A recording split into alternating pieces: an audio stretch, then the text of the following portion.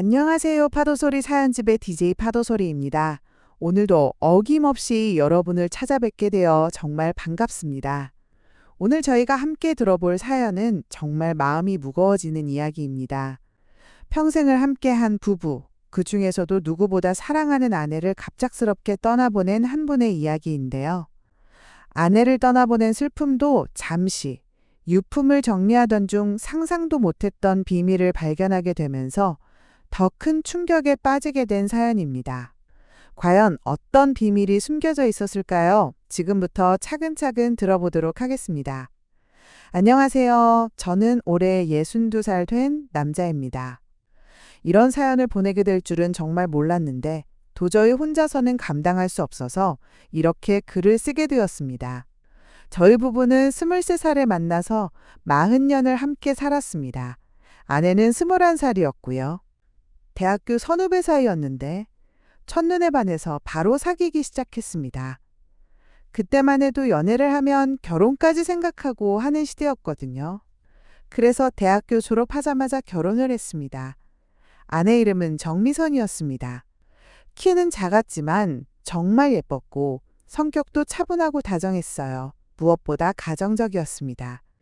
저는 회사에 다니면서 평범한 직장인으로 살았고 아내는 결혼 후에 집안일에만 전념했습니다. 그때는 맞벌이가 흔하지 않았거든요. 결혼 초기에는 작은 원룸에서 시작했습니다. 신혼여행도 제주도로 2박 3일 다녀온 게 전부였어요. 그래도 둘이 함께라서 행복했습니다. 아내는 항상 웃으면서 집안일을 해주었고 제가 회사에서 힘든 일이 있어서 늦게 들어와도 따뜻한 밥을 차려놓고 기다려주었어요. 결혼한 지 3년 만에 첫 아이가 생겼습니다. 아들이었는데 민수라고 이름을 지었어요. 아내는 임신 중에도 몸조리를 잘 했고 아이를 낳고 나서도 정말 좋은 엄마가 되었습니다. 밤에 아이가 울어도 저는 모를 정도로 깊이 잠드는데 아내는 항상 먼저 일어나서 아이를 돌봤어요. 민수가 2살 되던 해에 둘째도 생겼습니다. 딸이었는데 지영이라고 했어요. 아내는 두 아이를 키우면서도 불평 한 번 하지 않았습니다. 오히려 저한테 당신 덕분에 이렇게 예쁜 아이들을 낳아서 키울 수 있어서 행복해요 라고 말하곤 했어요. 아이들이 조금씩 크면서 저희는 좀 더 큰 집으로 이사를 했습니다. 전세로 방 2개짜리 아파트에서 살게 되었어요. 아내는 인테리어에 소질이 있었나 봅니다. 많은 돈을 들이지 않고도 집을 정말 예쁘게 꾸몄어요. 친구들이 놀러 오면 항상 집이 따뜻하고 정겨워 보인다고 했습니다. 민수가 초등학교에 들어가면서 아내는 더 바빠졌습니다. 아이 도시락도 싸야 하고 학교 행사에도 참여해야 했거든요. 그런데도 아내는 항상 즐거워했어요. 다른 엄마들과도 잘 어울려 고학부모 모임에서도 인기가 많았습니다. 저는 그 시절 회사 일에 정말 바빴습니다. 야근도 자주 했고 출장도 많이 다녔어요. 주말에도 골프 접대가 있어서 집에 있는 시간이 별로 없었습니다. 지금 생각해보면 가족들한테 너무 소홀했던 것 같아요. 하지만 그때는 가장으로서 돈을 벌어야 한다는 생각밖에 없었습니다. 아내는 제가 바쁜 것을 이해해 주었어요. 늦게 들어가도 수고했어요 라고 말해 주었고 출장 갈 때는 짐을 다 챙겨 주었습니다.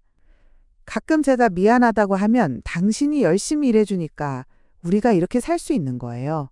고마워해야죠? 라고 했어요. 아이들이 중학교, 고등학교에 올라가면서 교육비 부담이 커졌습니다. 학원비, 과외비가 만만치 않았거든요. 저는 더 열심히 일했고 다행히 회사에서도 인정받아서 과장으로 승진했습니다. 그러면서 수입도 늘었고요. 그 무렵 저희는 처음으로 내 집을 마련했습니다. 25평 아파트였는데 대출을 끼고 샀어요. 아내가 정말 좋아했습니다. 드디어 우리만의 집이 생겼네요. 라고 하면서 눈물까지 흘렸어요. 그날 밤 저희는 오랜만에 진솔한 대화를 나누었습니다. 아내가 그러더라고요. 당신과 결혼해서 정말 행복해요. 힘든 일도 많았지만 당신이 있어서 다 견딜 수 있었어요. 앞으로도 계속 이렇게 살았으면 좋겠어요. 라고 말해요. 저도 나도 마찬가지야. 당신이 없었다면 지금의 내가 있을 수 없었을 거야. 라고 답했습니다. 그때만 해도 정말 행복한 가정이라고 생각했습니다. 주변에서도 저희 부부를 보고 정말 금슬이 좋다, 부럽다는 말을 자주 했어요. 저 역시 그런 말을 들을 때마다 뿌듯했습니다. 민수는 대학교에 잘 들어갔고 지영이도 공부를 열심히 했어요. 아내는 아이들 교육에 정말 신경을 많이 썼습니다. 공부만 강요하는 게 아니라 인성교육도 중요하게 생각했어요. 그래서인지 아이들이 예의 바르고 착하게 자랐습니다. 제가 40대 후반이 되면서 회사에서 부장으로 승진했습니다. 그러면서 경제적으로도 많이 여유로워졌어요. 아내한테 이제 좀 여유가 생겼으니까 당신도 하고 싶은 일 해봐 라고 말했습니다. 그랬더니 아내가 저는 지금도 충분히 행복해요. 집안일 하고 당신 뒷바라지 하는 게 제 일이에요 라고 했어요. 그래도 아내가 너무 집에만 있는 것 같아서 취미 활동을 권했습니다. 그래서 아내는 동네 문화센터에서 요가를 배우기 시작했어요. 일주일에 2번씩 나가는데 그것만으로도 정말 즐거워했습니다. 요가 선생님이나 다른 수강생들과도 친해졌다고 했어요. 민수가 대학교를 졸업하고 취직을 하면서 집을 나갔습니다. 지영이도 대학교에 들어가서 기숙사에서 살게 되었고요. 그러면서 집에는 저희 부부만 남게 되었습니다. 처음에는 좀 적적했는데 오히려 둘만의 시간을 가질 수 있어서 좋기도 했어요. 아내는 아이들이 집을 떠나고 나서 더 활발해진 것 같았습니다. 요가뿐만 아니라 독서 모임에도 참여했고 가끔은 친구들과 여행도 다녀왔어요. 저는 아내가 그렇게 즐겁게 지내는 모습을 보니까 안심이 되었습니다. 그런데 아내가 외출하는 일이 점점 잦아졌어요. 처음에는 일주일에 2~3번 정도였는데 나중에는 거의 매일 나가는 날이 많았습니다. 어디 가느냐고 물어보면 친구들이랑 만나러 가요. 문화센터 수업이 있어요. 쇼핑하러 가요. 이런 식으로 대답했어요. 저는 아내가 그동안 집에만 있었으니까 이제 좀 나가서 활동하는 게 당연하다고 생각했습니다. 오히려 그래 많이 나가서 친구들도 만나고 즐겁게 지내라고 격려했어요. 아내도 당신이 이해해줘서 고마워요 라고 했고요. 아내가 외출할 때는 보통 오후에 나가서 저녁 늦게 들어왔습니다. 가끔은 밤 10시, 11시까지도 안 들어오는 날이 있었어요. 그럴 때는 조금 걱정이 되어서 전화를 했는데 아내가 친구들이랑 저녁도 먹고 이야기하다 보니까 늦어졌어요. 곧 들어갈게요 라고 했습니다. 제가 쉬는 날에는 아내와 함께 시간을 보내려고 했어요. 같이 영화도 보고 맛있는 음식도 먹으러 다녔습니다. 아내는 그럴 때마다 정말 좋아했어요. 당신과 이렇게 시간 보내는 게 제일 좋아요 라고 말하곤 했습니다. 저는 정년까지 몇 년 남지 않았을 때였어요. 회사에서도 후배들한테 일을 넘겨주면서 조금씩 여유가 생겼습니다. 그래서 아내한테 내가 퇴직하면 둘이서 여행도 많이 다니자 라고 말했어요. 아내도 좋아요. 그동안 당신이 너무 바빠서 제대로 여행도 못 갔는데 이제 마음껏 다닐 수 있겠네요 라고 했습니다. 그런데 아내가 가끔 이상한 행동을 할 때가 있었어요. 핸드폰을 항상 손에서 놓지 않았고 화장실 갈 때도 가지고 들어갔습니다. 그리고 핸드폰에 문자나 전화가 오면 조금 떨어진 곳에서 받곤 했어요. 한 번은 누구한테서 그렇게 자주 연락이 와? 라고 물어봤는데 아내가 친구들이랑 독서 모임 얘기하는 거예요. 읽을 책도 정하고 모임 날짜도 잡아야 하고 할 일이 많아요 라고 했어요. 그럴듯한 답변이었지만 뭔가 어색한 느낌이 들었습니다. 또 아내가 외출할 때 옷을 예전보다 신경 써서 입는 것 같았어요. 화장도 더 진하게 하고 향수도 뿌리고 나갔습니다. 예전에는 동네 마트 갈 때도 대충 입고 나갔는데 요즘에는 친구 만나러 갈 때처럼 차려입고 나가더라고요. 그래도 저는 아내를 의심하지 않았습니다. 40년을 함께 살면서 한 번도 저를 실망시킨 적이 없는 사람이었거든요. 그냥 나이 들면서 외모에 더 신경 쓰게 되는 것 같다고 생각했어요. 어느 날 아내가 친구들이랑 1박 2일로 온천 여행 가기로 했어요. 라고 말했습니다. 저는 좋지 가서 푹 쉬고 와. 라고 했어요. 아내가 친구들과 여행 간 건 처음이었는데 그것도 좋은 일이라고 생각했습니다. 그런데 아내가 여행을 갔다 온 후에 뭔가 달라진 것 같았어요. 더 밝아졌다고 해야 할까요? 콧노래도 자주 흥얼거리고 거울도 자주 보고 전체적으로 기분이 좋아 보였습니다. 여행 어땠어? 라고 물어보니까 정말 좋았어요. 오랜만에 친구들이랑 속 깊은 얘기도 나누고 온천에서 피로도 다 풀고 왔어요. 라고 했어요. 그리고 앞으로도 가끔 이런 여행 가도 되죠? 라고 물었습니다. 저는 당연히 그래 좋은 일이지 라고 답했어요. 그 이후로 아내는 한 달에 한 번씩 친구들과 여행을 가기 시작했습니다. 당일치기로 갔다 오기도 하고 1박 2일로 가기도 했어요. 갈 때마다 정말 즐거워했고 돌아와서는 여행 얘기를 신나게 해주었습니다. 저는 아내가 그렇게 활발하게 지내는 모습이 좋았어요. 젊었을 때는 아이들 키우느라 집안일 하느라 자기 시간이 없었는데 이제라도 하고 싶은 일을 하면서 지내는 게 당연하다고 생각했습니다. 민수가 결혼을 하면서 저희는 손자를 얻게 되었어요. 아내는 손자를 보자마자 눈물을 흘렸습니다.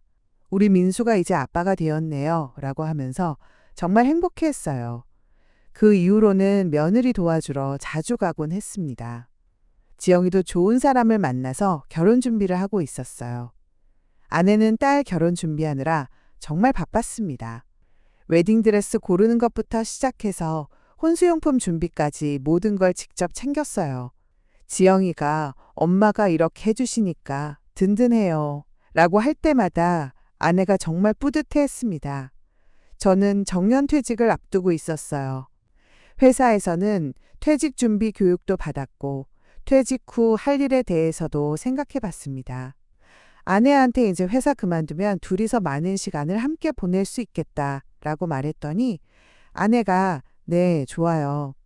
당신 퇴직하면 정말 많은 걸 함께 해봐요 라고 했어요.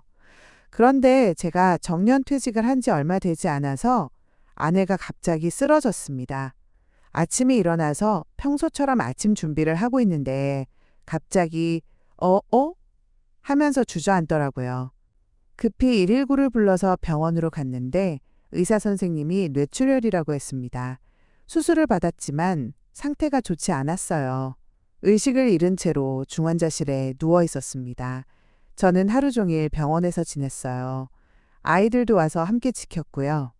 그렇게 일주일을 버텼는데 결국 아내는 깨어나지 못했습니다. 갑작스러운 아내의 죽음에 저는 정말 큰 충격을 받았어요. 40년을 함께 살면서 한시도 떨어져 본 적이 없었는데 이렇게 갑자기 혼자가 될 줄은 몰랐습니다. 장례식을 치르는 동안에도 실감이 나지 않았어요. 아내가 세상을 떠난 지 한 달쯤 지나서 조금씩 정리를 시작했습니다. 아내 옷장부터 정리하는데 옷이 정말 많더라고요. 언제 이런 옷들을 다 샀는지 모를 정도로요. 그 중에는 제가 본 적도 없는 예쁜 옷들이 많았습니다. 화장대를 정리하다가 서랍 깊숙한 곳에서 작은 열쇠를 발견했어요. 뭘 여는 열쇠인지 몰라서 집안을 다 찾아봤는데 아내 옷장 맨 아래 서랍이 잠겨 있더라고요. 그 열쇠로 열어봤더니 그 안에 통장이 들어 있었습니다. 처음에는 비상금 정도로 생각했어요. 아내가 용돈을 조금씩 모아둔 것 같다고 여겼습니다. 그런데 통장을 자세히 보니까 금액이 생각보다 컸어요. 3천만 원 정도 되더라고요. 저는 깜짝 놀랐습니다. 아내가 언제 이런 돈을 모았을까 하고요. 더 놀라운 건 통장에 적혀 있는 거래 내역이었어요. 매달 일정한 금액이 입금되어 있었는데 입금자 이름이 김현우라고 되어 있었습니다. 저는 김현우라는 사람을 전혀 모르는데 사람이 아내 통장에 왜 돈을 넣었는지 이해할 수 없었어요. 거래 내역을 더 자세히 살펴보니까 이 입금이 거의 20년 동안 계속되어 있었습니다. 처음에는 월 50만 원씩 들어오다가 나중에는 월 100만 원씩 들어왔어요. 도대체 이게 뭔지 김현우가 누군지 알 수가 없었습니다. 아내 유품을 더 정리하다가 또 다른 서랍에서 편지들을 발견했어요. 봉투에 아내 이름이 적혀 있었는데 보낸 사람은 역시 김현우였습니다. 편지를 읽어도 되는지 고민했지만 통장 일과 관련이 있을 것 같아서 읽어봤습니다. 편지 내용은 정말 충격적이었습니다. 첫 번째 편지부터 읽기 시작했는데 날짜가 20년 전이더라고요. 편지 내용은 이랬습니다. 미선 씨, 오늘도 당신을 보지 못해서 아쉽습니다. 우리가 처음 만났던 그 카페에서 이 편지를 쓰고 있어요. 당신이 그때 입었던 파란색 원피스가 아직도 눈에 선해요. 당신 때문에 매일이 행복합니다. 저는 손이 떨렸습니다. 이게 뭔가 싶어서 다음 편지를 읽어봤는데 내용이 점점 더 충격적이었어요. 미선아, 어제 당신과 함께 보낸 시간이 꿈만 같았어요. 당신이 내 손을 잡아줄 때 정말 행복했습니다. 이렇게 사랑할 수 있어서 감사해요. 다음 주 목요일에 또 만나요. 편지는 계속 이어졌습니다. 20년 동안 꾸준히 쓰여진 편지들이었어요. 내용을 보면 김현우라는 사람과 아내가 연인 사이였다는 게 분명했습니다. 편지에는 함께 여행을 갔다는 얘기, 데이트를 했다는 얘기, 서로 사랑한다는 고백들이 가득했어요. 더 충격적인 건 편지 중간에 이런 내용이 있었다는 겁니다. 미선아, 우리 아이가 벌써 10살이 되었네요. 어제 학교 운동회에 갔는데 정말 열심히 달리더라고요. 당신을 닮아서 그런지 정말 예쁘게 자랐어요. 아이가 자꾸 아빠라고 부르는데 마음이 아프면서도 행복해요. 저는 편지를 읽으면서 온몸이 떨렸습니다. 김현우와 아내 사이에 아이가 있다는 얘기였거든요. 그것도 지금 20살 정도 된 아이가요. 도저히 믿을 수가 없었어요. 편지를 계속 읽어나갔습니다. 김현우는 편지에서 아내를 정말 사랑한다고 표현했어요. 그리고 아내도 김현우를 사랑한다는 내용들이 계속 나왔습니다. 둘이 함께 보낸 시간들 여행을 갔던 곳들, 특별한 날들을 기념했던 일들이 상세하게 적혀 있었어요. 제가 아내가 친구들과 여행을 간다고 했던 그 날들이 사실은 김현우와 함께 보낸 시간이었다는 걸 알게 되었습니다. 아내가 늦게 들어온다고 했던 그 날들도 마찬가지였고요. 문화센터 수업이나 독서 모임이라고 했던 것들도 모두 거짓말이었던 겁니다. 편지 중에는 이런 내용도 있었어요. 미선아, 미안해요. 당신이 이렇게 힘들어할 줄 몰랐어요. 나도 당신이 다른 사람과 결혼해서 사는 게 쉽지 않다는 걸 알아요. 하지만 우리 사랑을 포기할 수는 없어요. 언젠가는 당신과 정식으로 함께 살 수 있는 날이 올 거예요. 저는 이 편지를 읽으면서 정말 기가 막혔습니다. 아내가 김현우와의 관계 때문에 힘들어했다는 건지 아니면 저와의 결혼 생활이 힘들었다는 건지 알 수가 없었어요. 어쨌든 아내가 20년 동안 저를 속이면서 다른 남자와 사랑을 했다는 건 분명했습니다. 편지를 다 읽고 나서 저는 며칠 동안 아무것도 할 수가 없었어요. 밥도 제대로 못 먹고 잠도 못 잤습니다. 40년 동안 함께 살았던 아내가 사실은 전혀 다른 사람이었다는 충격이 너무 컸거든요. 그런데 아내 유품을 더 정리하다가 또 다른 것들을 발견했습니다. 서랍 깊숙한 곳에서 사진들이 나왔어요. 김현우라고 추정되는 남자와 아내가 함께 찍은 사진들이었습니다. 둘이 바닷가에서 찍은 사진, 산에서 찍은 사진, 레스토랑에서 찍은 사진들이 수십 장 있었어요. 사진 속 아내는 제가 본 적 없는 표정을 하고 있었습니다. 정말 행복해 보였어요. 웃는 모습이 너무 자연스럽고 밝았습니다. 김현우라는 남자는 키가 크고 인상이 좋아 보이는 사람이었어요. 아내보다 조금 어려 보였고요. 더 충격적인 건 아이 사진들이었습니다. 갓난아기 때부터 시작해서 최근까지의 사진들이 차례대로 정리되어 있었어요. 남자아이였는데 정말 예쁘게 생겼더라고요. 아내를 많이 닮은 것 같았습니다. 사진 뒷면에는 날짜와 함께 간단한 메모가 적혀 있었어요. 현준이 첫 돌, 현준이 입학식, 현준이 생일, 이런 식으로요. 아이 이름이 현준이라는 것도 알게 되었습니다. 저는 이 모든 걸 보면서 정말 어떻게 해야 할지 모르겠더라고요.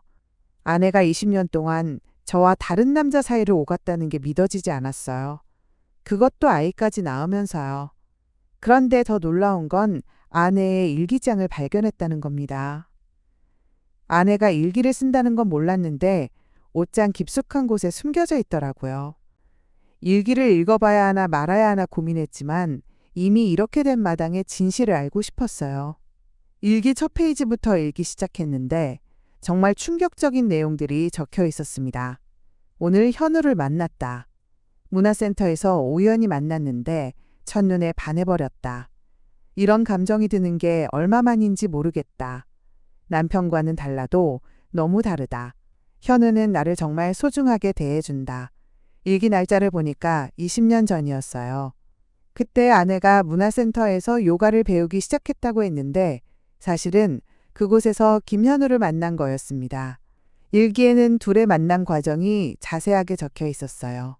처음에는 문화센터에서 우연히 마주치는 정도였는데 나중에는 의도적으로 만나기 시작했다고 했습니다. 그리고 얼마 지나지 않아서 연인 관계가 되었다고 했고요. 아내는 일기에서 김현우에 대한 감정을 솔직하게 표현했어요. 현우와 함께 있으면 다시 살아있는 것 같다. 그동안 나는 그저 남편의 아내 아이들의 엄마로만 살았는데 현우는 나를 한 사람의 여자로 봐준다.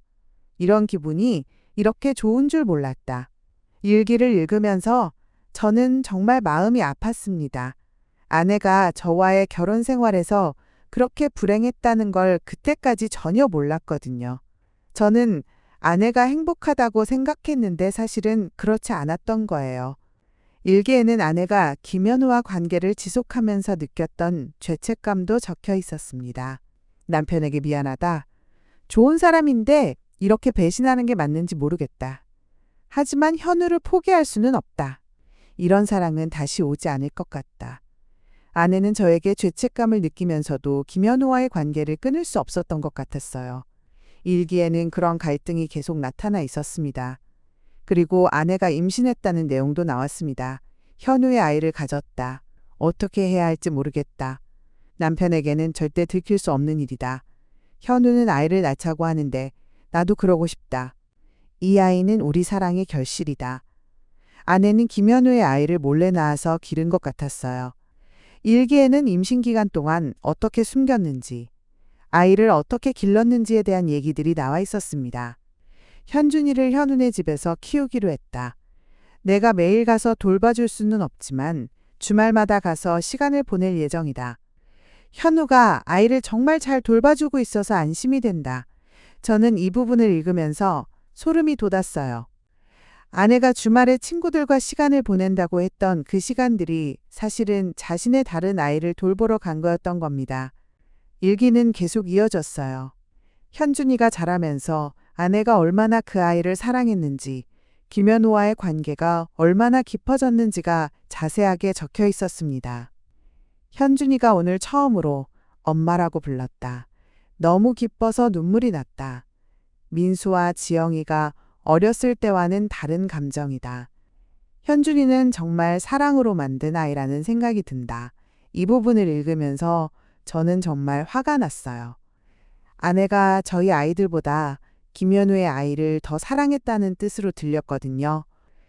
40년 동안 함께 키운 아이들보다 불륜으로 낳은 아이를 더 소중하게 생각했다는 게 믿을 수 없었습니다. 일기 마지막 부분에는 최근 아내의 심정이 적혀 있었어요. 남편이 퇴직했다. 이제 집에 계속 있으니까 현우를 만나기가 어려워졌다. 하지만 포기할 수는 없다. 20년 동안 이어온 사랑인데 이제 와서 끝낼 수는 없다. 언젠가는 남편에게 모든 걸 말하고 현우와 함께 살아야겠다. 아내는 저에게 모든 걸 털어놓고 김현우와 함께 살 계획이었던 것 같았어요. 다행히 그러기 전에 세상을 떠났지만 만약 아내가 살아있었다면 정말 큰 일이 날 뻔했습니다. 저는 이 모든 걸 알고 나서 며칠 동안 정말 힘들었어요. 40년 동안 믿고 살았던 사람이 사실은 전혀 다른 사람이었다는 게 받아들여지지 않았거든요. 그동안 행복했다고 생각했던 결혼 생활이 모두 거짓이었다는 것도 충격이었고요. 그런데 더 큰 문제는 이 사실을 아이들에게 말해야 하는지였어요. 민수와 지영이는 아직 아무것도 모르고 있었거든요. 어머니가 20년 동안 불륜을 했고 이복 동생이 있다는 걸 알게 되면 얼마나 충격을 받을지 생각하니까 말하기가 어려웠어요. 하지만 언젠가는 알게 될 일이라고 생각했습니다. 김현우나 현준이가 찾아올 수도 있고 다른 방법으로 알게 될 수도 있었거든요. 그래서 저는 아이들을 불러서 모든 걸 말했습니다. 민수와 지영이는 처음에는 믿지 않으려고 했어요. 아빠, 그럴 리 없어요. 엄마가 그런 분이 아니에요. 라고 했습니다. 하지만 편지와 사진일기를 보여주니까 사실을 받아들일 수밖에 없었어요. 민수는 정말 화를 냈습니다. 어떻게 엄마가 그럴 수가 있어요? 아빠한테 이렇게 할 수가 있어요? 라고 하면서 분노했어요. 지영이는 울면서 엄마를 어떻게 생각해야 할지 모르겠어요. 라고 했습니다. 저희 가족은 며칠 동안 이 문제로 정말 힘들어했어요. 그동안 존경하고 사랑했던 아내이자 어머니가 사실은 20년 동안 저희를 속여왔다는 게 받아들여지지 않았거든요. 그런데 더 놀라운 일이 생겼습니다. 김현우라는 사람이 저희 집에 찾아온 거예요. 아내 장례식 때는 오지 않았는데 한 달쯤 지나서 갑자기 나타났습니다. 김현우는 40대 후반 정도로 보이는 남자였어요. 키가 크고 인상이 좋았는데 사진에서 본 것과 똑같은 사람이었습니다. 그리고 20살 정도 된 젊은 남자아이와 함께 왔더라고요. 현준이었습니다. 김현우는 저에게 정중하게 인사를 했어요. 안녕하세요. 저는 김현우라고 합니다. 미선 씨와 오랫동안 알고 지낸 사이입니다. 라고 했습니다. 저는 뭐라고 말해야 할지 몰라서 그냥 들어오세요. 라고 했어요. 김현우는 거실에 앉아서 저에게 말했습니다. 사실 미선 씨가 돌아가셨다는 소식을 듣고 정말 큰 충격을 받았습니다.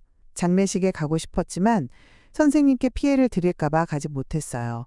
저는 그동안의 일을 다 알고 있습니다.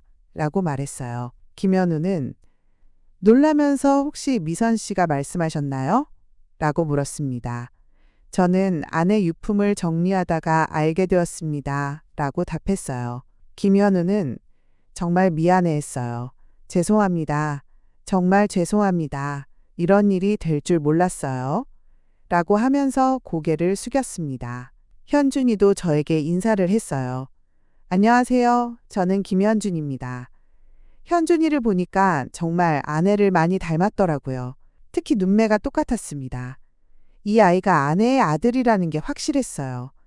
마음이 복잡했지만 아이에게 죄는 없다고 생각했습니다.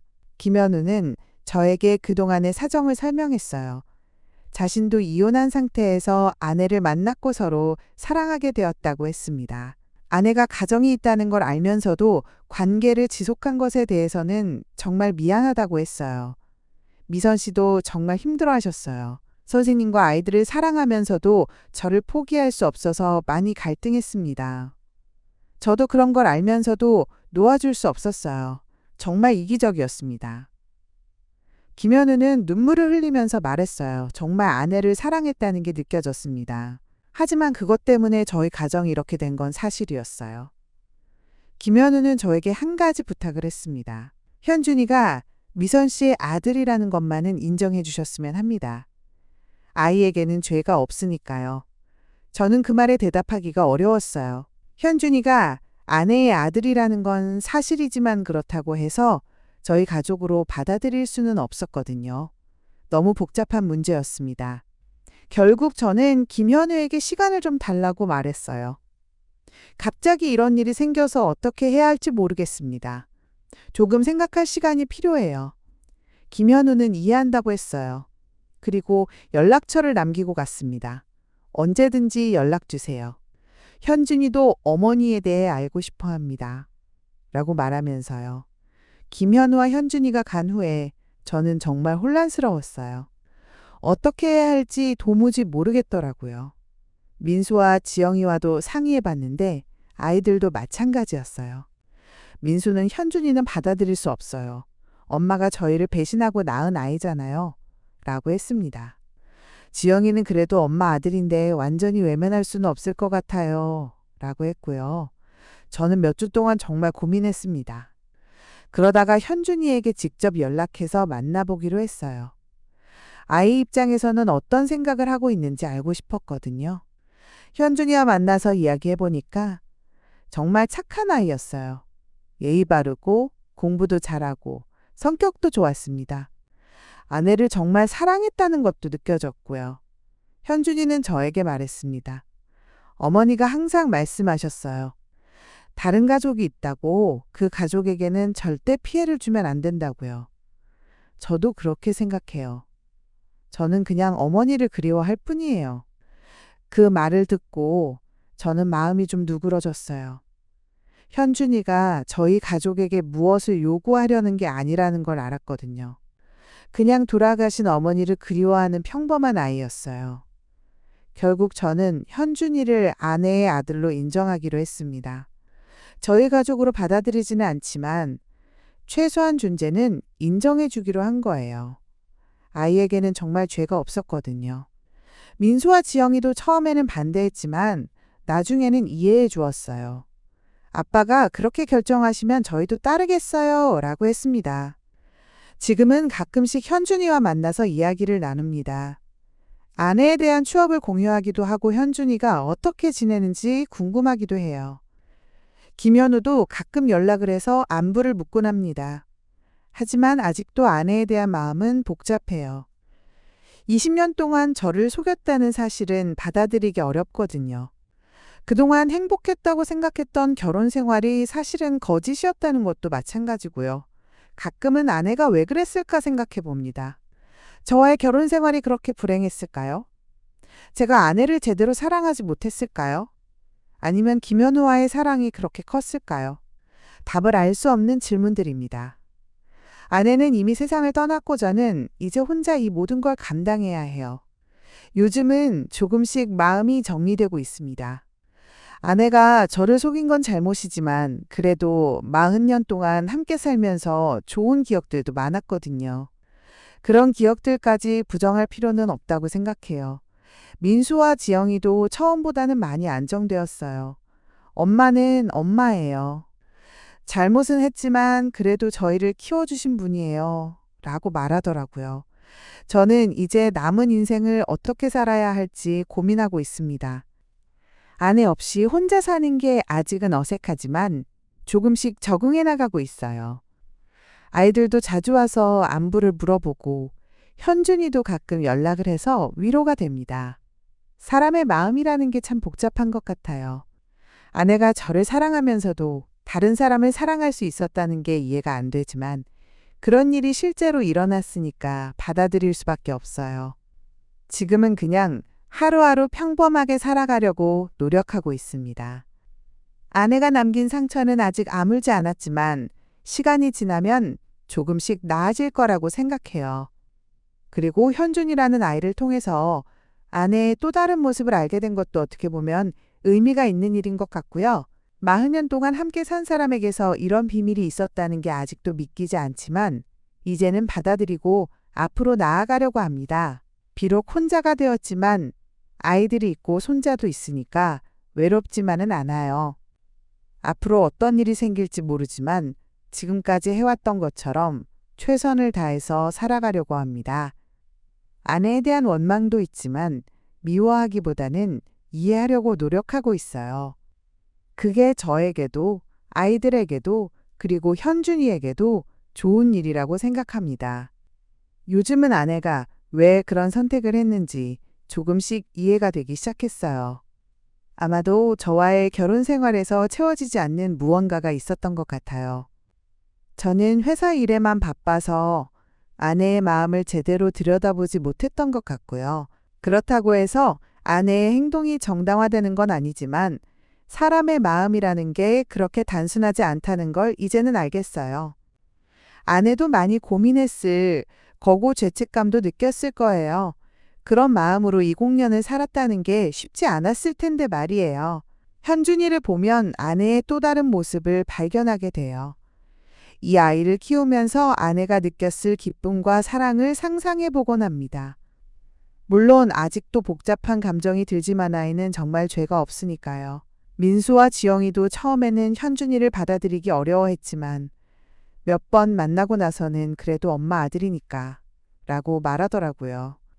아이들이 어른스럽게 생각해줘서 정말 고마웠어요. 지금 저는 새로운 인생을 시작하려고 노력하고 있습니다. 아내 없이 혼자 사는 것에 익숙해지려고 하고 앞으로 어떻게 살아갈지 계획도 세우고 있어요. 아직은 모든 게 어색하지만 시간이 지나면 괜찮아질 거라고 믿고 있습니다. 아내가 남긴 이 커다란 비밀은 저희 가족에게 큰 상처를 주었지만 동시에 사람의 마음이 얼마나 복잡한지 그리고 가족이라는 게 얼마나 소중한지도 깨닫게 해주었어요. 앞으로는 더 솔직하고 진실하게 살아가려고 합니다. 40년의 결혼 생활이 모두 거짓은 아니었다고 생각해요. 분명히 진짜 사랑도 있었고 행복한 순간들도 있었거든요. 그런 기억들은 소중하게 간직하면서 아내가 저지른 잘못에 대해서는 용서하려고 노력하고 있습니다. 이런 일을 겪고 나니까 인생이 정말 예측할 수 없다는 걸 느껴요. 내가 가장 잘 안다고 생각했던 사람에게서 이런 비밀이 있었다니 정말 놀라울 따름입니다. 하지만 그것도 인생의 일부라고 받아들이려고 해요. 지금은 하루하루 평범하게 살면서 아이들과 손자를 자주 만나고 가끔은 현준이와도 시간을 보내고 있습니다. 아직도 마음이 완전히 정리되지는 않았지만 조금씩 나아지고 있다는 걸 느껴요. 이 사연을 듣고 계시는 분들께 하고 싶은 말은 가족이 정말 소중하다는 겁니다. 당연하다고 생각하지 마시고 항상 서로에게 관심을 갖고 사랑을 표현하시기 바라요. 저처럼 뒤늦게 후회하지 마시고 말이에요. 그리고 혹시 비슷한 상황을 겪고 계신 분이 있다면 너무 절망하지 마세요. 처음에는 정말 힘들겠지만 시간이 지나면 조금씩 받아들일 수 있게 됩니다. 무엇보다 혼자 끙끙 앓지 마시고 가족이나 친구들과 이야기를 나누시길 바라요. 저도 아직 완전히 극복하지는 못했지만 매일 조금씩 나아지고 있다고 느껴요. 남은 인생을 더 의미 있게 살아가려고 노력하고 있고 진짜 소중한 게 무엇인지도 알게 되었습니다. 아내는 이미 세상을 떠났지만 저는 아직 살아있으니까 최선을 다해서 살아가려고 합니다. 아이들과 손자 그리고 현준이까지 소중한 사람들과 함께 남은 시간을 행복하게 보내고 싶어요. 긴 이야기를 들어주셔서 정말 감사합니다. 이렇게 말씀드리고 나니까 마음이 조금 더 가벼워진 것 같아요. 모든 분들이 행복하시길 바랍니다.